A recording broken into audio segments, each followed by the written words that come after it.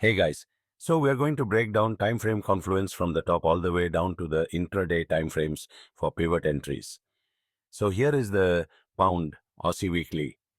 We had a break of trend line, which was the first signal of a trend change.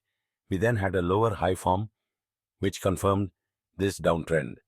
Price then broke through support and made a lower low, which further confirms this downtrend. What we also liked is that there is a gap before the next level of support, which means there's lots of room for price to move. We then wanted a pullback to reject this level on the daily time frame, as we know that the 50 EMA on the weekly time frame is also here. So let's jump to the daily. Here in the daily, we have a pullback with shrinking candles that show momentum loss, followed by two perfect long way candles rejecting dynamic resistance. Remember that we also know the 50 EMA on the weekly time frame is right here as well.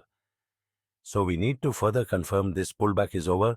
So let's jump to the 4-hour time frame. Here in the 4-hour time frame, we had divergence, which is an early signal of a possible trend change followed by a lower low, which again lines up all the time frames as bearish.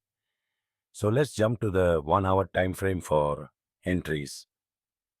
Here in the 1-hour time frame, we had a break below the 50 EMA, a break below the pivot, and an EMA cross, which gives more bearish price action. Your first entry could have been on this bearish engulfing candle. Remember that since the body is so big, it requires the target to be further away as your stop loss is also further away, which means it will take longer for price to get there. The second entry was the better entry, and there was two opportunities. The first was at this rejection here, and this is a good example as to why you need to not put your stop loss too tight, as you never know if price will pull back like this and swing before it moves.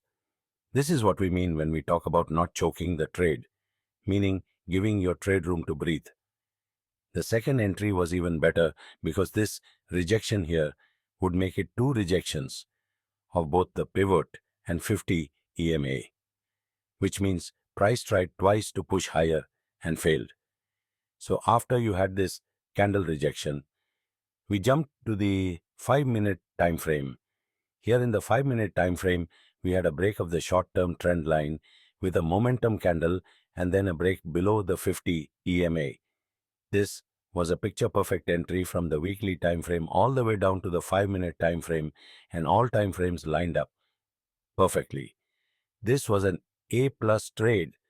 Now that we have our bias set, if we get more good rejections of the 50 EMA, we can take trend following trades as we have the higher time frames bearish on our side.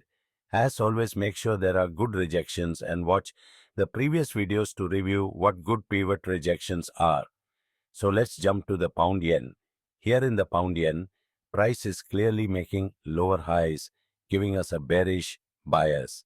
But the breakthrough support is the confirmation of heavy bearish presence. And we also like that there is a huge gap before getting to the next level of support. So let's jump to the daily. So here in the daily, same thing. All red candles after price broke support, showing only bearish momentum. So let's jump to the 1-hour time frame. This here was the perfect entry. You had shrinking candles as price pulled back and approached the pivot, and then a picture perfect long way candle rejecting the pivot and the 50 EMA. So after we had this, we jumped to the 5-minute time frame to confirm that this pullback is over. So after we had the 1-hour rejection, price breaks below the 50 EMA to further confirm bearish momentum on the immediate 5-minute time frame, meaning in that exact moment.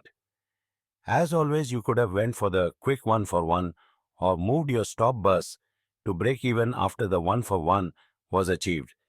These two trades were examples of very high quality trades which involve time frame confluence, but also using the pivot for a more dynamic and precise entry. Thanks for watching, and I'll see you in the next episode.